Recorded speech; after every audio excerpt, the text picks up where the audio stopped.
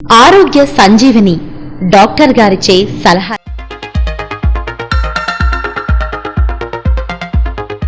నమస్తే, welcome to our program one TV health. ఈరోజు మనం చర్చించుకునే అంశాలు ప్రధానమైనటువంటి హెల్త్ ఇష్యూస్ ఏంటి. డాక్టర్ ఎం మధుబాబు గారు మనతో ఉన్నారు.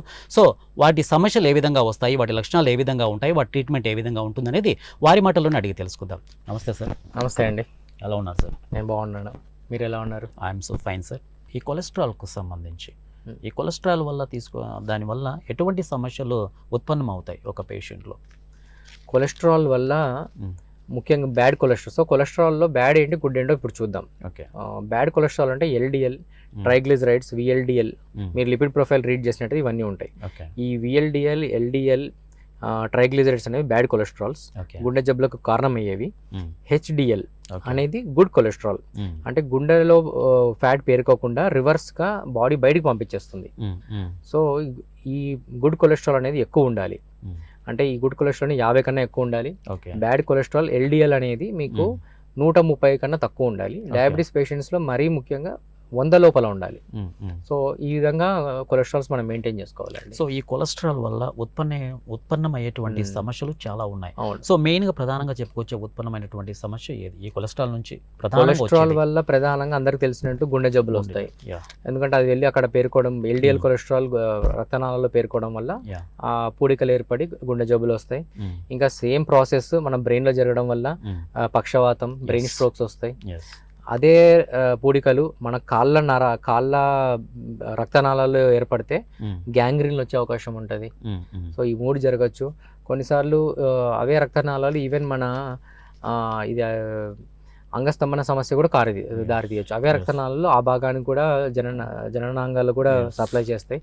అక్కడ పూడికలు ఏర్పడినా కూడా అంగస్తంభన సమస్య రావచ్చు. సో డయాబెటీస్లో వచ్చే అంగస్తంభన ప్రాబ్లంకి ఇది కూడా ఒక కారణం.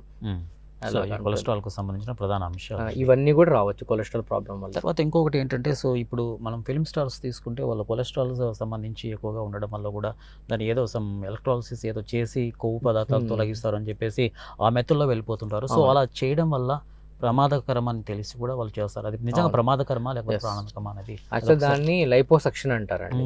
లైపోసక్షన్ అంటే నథింగ్ బట్ ఇప్పుడు ఒక పైప్ లాంటిది పెట్టి మొత్తం అక్కడ దాన్ని సక్ చేయడం, ఆ ఫ్యాట్ ని సక్ చేయడం. ఇవన్నీ ఏంటంటే పైన ట్రీట్మెంట్స్ అండి. అంటే అక్కడ మనకు ఊబకాయం ఎందుకు వచ్చిందో మూల కారణం మనం అది అడ్రస్ చేయకుండా ఉన్న ఫ్యాట్ ని మనం తీసేస్తాము, బట్ మళ్ళీ పేరుకునే అవకాశం ఉంటుంది. అండ్ ఆ ప్రాసెస్ వల్ల కూడా కొంత దానికి సైడ్ ఎఫెక్ట్స్ వచ్చే ప్రమాదం ఉంటుంది. సో లైపోసక్షన్ అనేది ఇప్పుడు ఎవరు కూడా అంత సజెస్ట్ చేయడం లేదు. అది ఒక రకమైన కాస్మెటిక్ ట్రీట్మెంట్ గా ఏదో పరిగణిస్తున్నారు. కానీ ఒబెసిటీకి బేరియాట్రిక్ సర్జరీస్ ఉంటాయి. అంటే మరీ ఊబకాయాలకి, అంటే కొంతమంది 130 కేజీలు 140 కేజీలు అలా ఉంటారు. వారికి బేరియాట్రిక్ సర్జరీలు, కొంచెం గ్యాస్ట్రిక్ రిలేటెడ్ కొన్ని బెలూన్స్ ఇవ్వడం లోపలికి, అలాంటి కొన్ని అడ్వాన్స్డ్ సర్జరీస్ వచ్చాయి. దానివల్ల సెలెక్టెడ్ పేషెంట్స్లో, అంటే అందరికి కూడా అవి మనం ఇండికేట్ చేయలేము. కేర్ఫుల్గా సెలెక్ట్ చేసిన కొంతమంది పేషెంట్స్కి అవి సజెస్ట్ చేయొచ్చు. కానీ ఈ లైపోసక్షన్ అనేది మాత్రం ఇది ఫస్ట్ ఆప్షన్ అయితే అసలు కాదు. దీనివల్ల చాలా సైడ్ ఎఫెక్ట్స్ కూడా ఉంటాయి. అండ్ అది ఒక సూపర్ఫిషియల్ ట్రీట్మెంట్గా మనం చెప్పచ్చు. సో ఈ కొలెస్ట్రాల్ అనే పేషెంట్స్కి మీరు ఇచ్చే సలహాలు, సూచనలు ఏంటి? కొలెస్ట్రాల్ ఉన్న పేషెంట్స్కి ఫస్ట్ వాళ్ళు షుగర్, బీపీ చూసుకోవాలండి.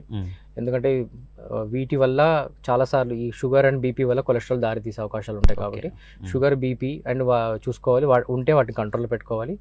అండ్ ఊబకాయం ఉందంటే, ఓవర్ వెయిట్ ఉందంటే వెయిట్ కంట్రోల్ చేసుకోవాలి. అండ్ డైట్ పరంగా మనం ఏం చేయొచ్చు అంటే, ఇందాక మనం అనుకున్నట్టు ఈ బ్యాడ్ ఫ్యాట్స్ని తగ్గించి గుడ్ ఫ్యాట్స్ కొంత తీసుకోవాలి.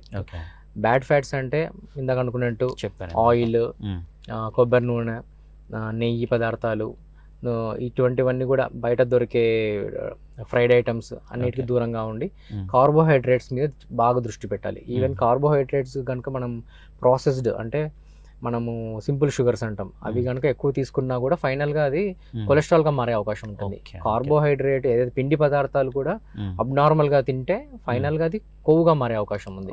కాబట్టి కార్బోహైడ్రేట్స్ మీద బాగా దృష్టి పెట్టాలి, తగ్గించాలి. తినే దాంట్లో కూడా ఫైబర్, పీచు పదార్థం ఎక్కువ ఉన్న కార్బోహైడ్రేట్స్, వెజిటేబుల్స్, ఇందాక మనం అనుకున్నట్టు బ్రౌన్ రైస్, ఓట్స్ కానీ జొన్నలు, గోధుమలు, ఇటువంటి ఇంక్లూడ్ చేసుకోవాలి డైట్లో. అండ్ వెజిటేబుల్స్ ఎక్కువ తినాలి. ఫ్రూట్స్లో కూడా కొంత ఫైబర్ ఉన్న ఫ్రూట్స్ తినాలి, అంటే నారింజలు కానీ జామకాయ కానీ ఓకే. కివి ఇటువంటి ఫ్రూట్స్ తినాలి. ఈ So, మొలకలు, స్ప్రౌట్స్, ఇవి కాకుండా వెజిటేబుల్స్ ఇటువంటి ఎక్కువ తీసుకోవాలి. ఓకే. ఇవి కాకుండా ఇంకా ఈ కొలెస్ట్రాల్ వల్ల ఈ ప్రధానమైనటువంటి జబ్బులే కాకుండా ఇంకా వేరే సమస్యలు వచ్చే అవకాశం ఏదన్నా ఉందంటారా? కొలెస్ట్రాల్ వల్ల ప్రధానంగా గుండె సమస్యలు ఇవే అండి, ఇవే ప్రధానంగా మెయిన్ వచ్చేది మెయిన్గా ఇవే. వచ్చేది. డాక్టర్ మధుబాబు గారు చాలా చక్కగా వివరించారు. Thank you sir, thank you so much.